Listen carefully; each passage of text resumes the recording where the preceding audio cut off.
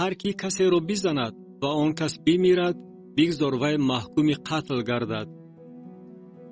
ولی اگر وی قصداً عمل نکرده باشد، بلکه خدا آن کس را زیر دست وی راست آورده باشد، من مکانی برای تو مقرر خواهم کرد تا که وی به آنجا بگریزد.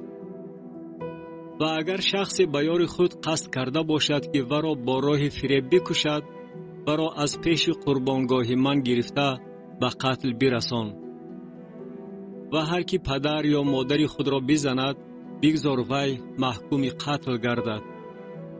و هر کی کسی را دزدیده بفروشد یا او در دستش یافت شود، بگذار وی محکوم قتل گردد. و هر کی پدر یا مادر خود را تحقیر نماید، بگذار وی محکوم قتل گردد. و اگر آدمان خرخشه کرده یکی دیگری را با سنگ یا با مشت بزند و او نمیرد، بلکه بیمار بستری شود، اگر او برخیزد و با عصا در کوچه راه رود، آنگاه شخصی که او را زده است از جزا فارغ خواهد بود. اما وی باید تلافی بیکاری او را بدهد و خرج طبابتش را ادا نماید.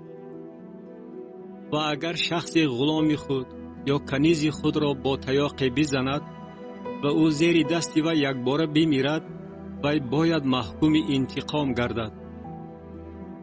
ولی اگر او یک دو روز زنده ماند، نباید وی محکوم انتقام گردد، زیرا که او زرخرید وی است. و اگر آدمان دست به گریبان شوند و زن حامله‌دار را بزنند و او بچه افکند، ولی ضرری دیگری به او نرسد، عیبدار با جریمه جزا داده می شود. وقتی که شوهر زن آن را از وی طلب کند و آن را وی باید موافق حکم داوران ادا نماید.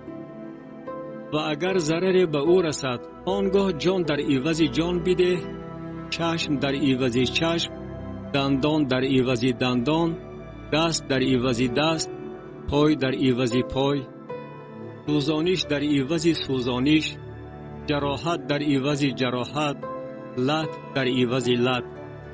و اگر کسی چشم غلام خود یا چشم کنیز خود را بزند و آن را معیب کند، بگذار ورا در عوض چشمش آزاد کرده فرستد. و اگر دندان غلام خود یا دندان کنیز خود را زده غلطاند، بگذار ورا در عوض دندانش آزاد کرده فرستد.